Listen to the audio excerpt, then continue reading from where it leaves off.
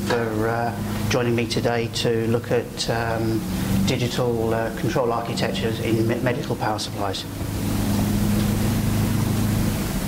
So in my presentation today, I want to start by looking at product requirements and to move on to the technologies that are available to us to implement medical power supplies. I want to look at multi-resonant topologies, features that actually benefit from digital control, the capabilities of digital control ICs, and look at some time to market issues. I then want to move on to how we actually go about achieving those product requirements, looking at the benefits that we achieve, and finish with some conclusions. So looking at product requirements, many customers are looking for products that are green. They want high efficiency, they want low standby losses. They want a power supply that is simple to design in. That means they want things like low airflow, curve B EMC, and clearly for a medical application they're looking for low earth leakage current, and having BF rated outputs is also a distinct advantage. Many customers are also looking for low audible noise, and having the ability to supply customer-specific features with low NRE is also advantageous.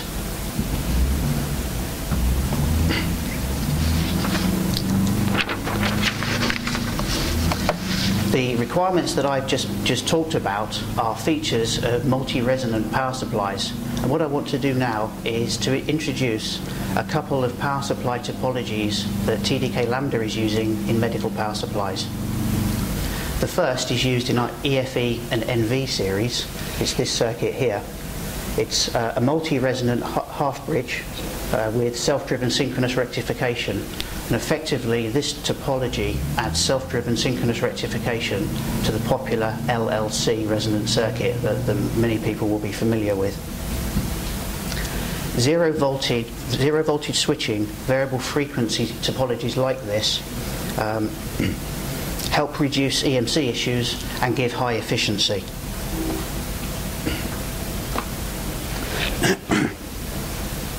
The second topology that I want to put up today is an LCC resonant topology with full bridge synchronous rectification. Again, this is a soft switching, zero voltage switching half bridge, but takes advantage of the latest very low RDS-on MOSFETs for a full bridge synchronous rectifier, which has active drive for the low side MOSFETs to maximize the efficiency. This topology has lower parts count than multi-stage converters, but achieve similar efficiencies.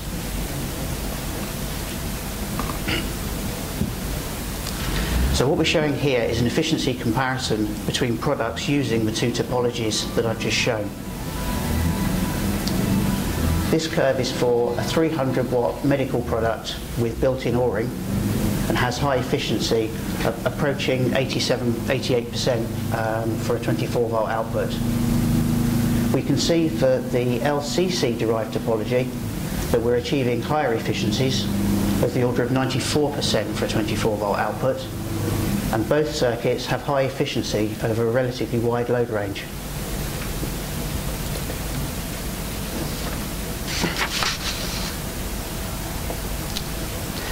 Now this slide shows the transfer function of the two topologies, and we can see it's a long way from being the straight line that you might expect from an idealized pulse width modulated power supply topology, but in fact most real power supplies aren't straight lines either. Now we can use analog control with these nonlinear characteristics, but actually they benefit from having digital control, as I will now go on to show.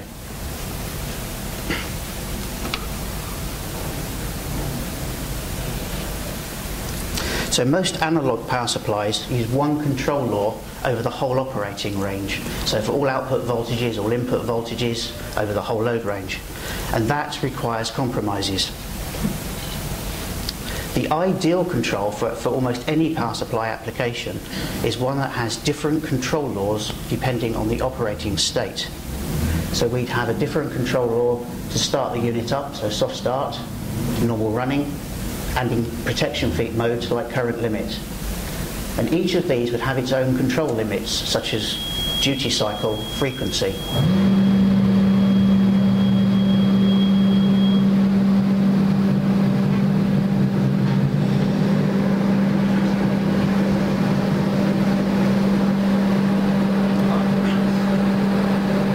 You can still hear me. And using a digital control, we can use a state machine to move. Yeah, can everyone still hear okay?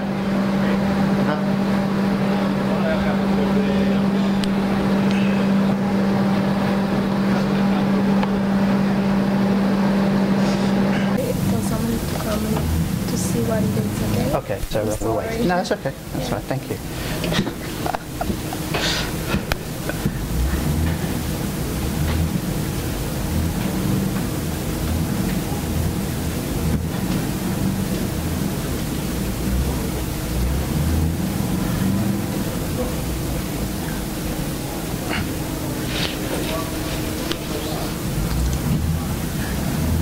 We'll try carrying on until it starts up again. Yeah, so we'd ideally with a digital controller, we'd have a state machine that enables us to transfer between these different operating states in a controlled way, which is something which doesn't normally happen with most analog control ICs. So looking generally at digital control, we might ask, what benefits does it offer? Well, most importantly, it simplifies the design of high-efficiency power supplies, especially those with complex control laws such as multi-phase and multi-resonant topologies, and allows us to use multiple control laws to optimize the performance over all operating conditions. Now, many commentators have suggested that digital control is too expensive. But if we look at the available control ICs, we actually find that there are many low-cost controllers giving something of the order of 30 MIPS performance for 16-bit devices. And in our experience, something of the order of 8 MIPS per control loop is all that's required. And we need approximately another 1 MIP for housekeeping features. If we look at the ADC converter in available devices, there are many with under a microsecond conversion times. This represents just a couple of degrees of phase lag at frequencies of 10 kilohertz, which is essentially analog performance. If we look at the resolution of the digital PWM, then devices with under a nanosecond are available, and again, that is near analog performance. And in fact, the dead time performance of digital controllers is better than most analog devices. We can quantize in steps of the order of 30 nanoseconds, and once we've set it, it stays where we've put it. We're not dependent on the temperature coefficient of a resistor to set the dead time.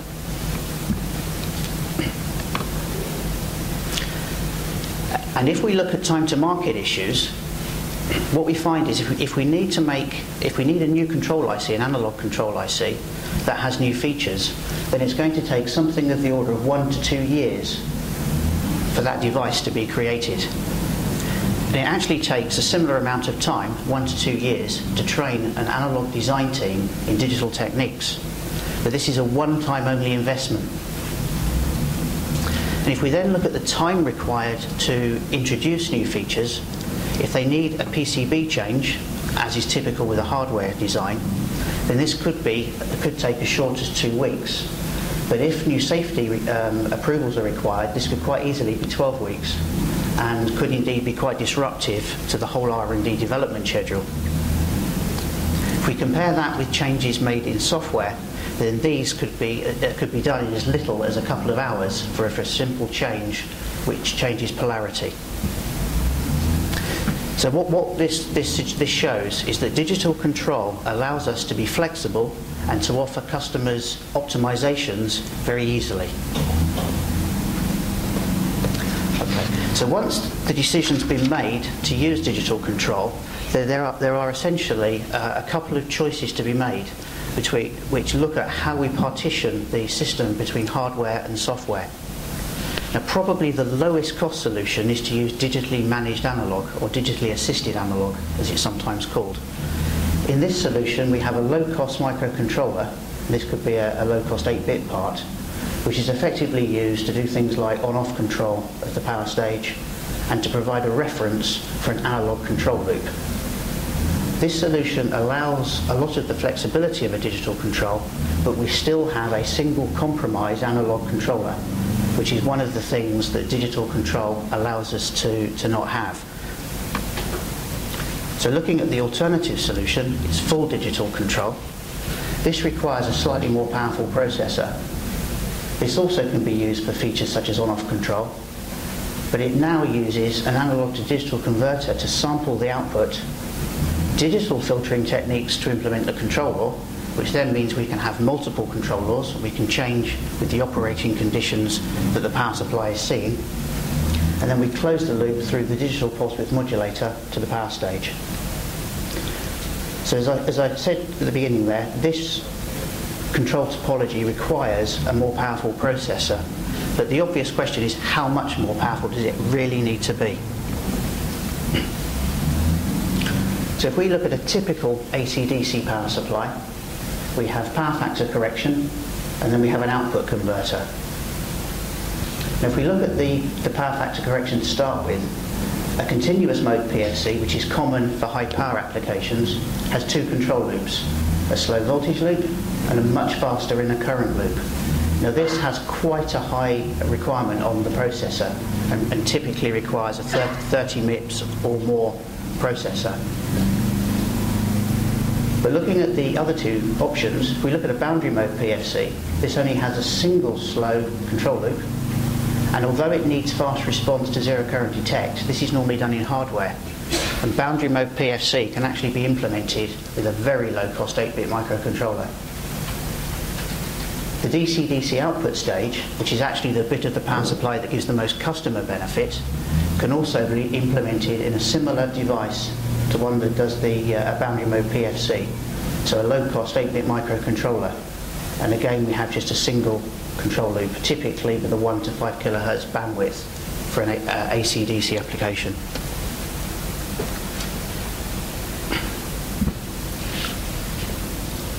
So if we look at the requirements that are placed on the digital controller, we actually find that the most important attribute is the characteristics of the digital pulse width modulator. If we take as an example our EFE product, it's a variable frequency design and has approximately a 20 millivolt change in output per kilohertz in frequency. We have an ADC resolution of 15 millivolts. So to avoid what we call limit cycle oscillation, it's actually important that our control system, which in this case is the digital PWM, is more sensitive than our measurement system, which is our ADC. What this means is, for a 1-bit change in the ADC, we need a 0.6 kilohertz frequency change based on these two numbers, which means the on-time needs to have quantization steps of 5 nanoseconds or less, which, as I said earlier, is quite easy to find. What's interesting, though, is that the more ADC bits we have, the higher the resolution of the digital PWM needs to be. If we look at the other attributes that are important, processing power and ADC conversion time, then we actually find they're relatively easy to find. So for a multi-resonant DC-DC, something of the order of 16 MIPS is enough. And actually, for an AC-DC application, we can live with an ADC with a 10 microseconds conversion time. Now that might seem like a surprising number,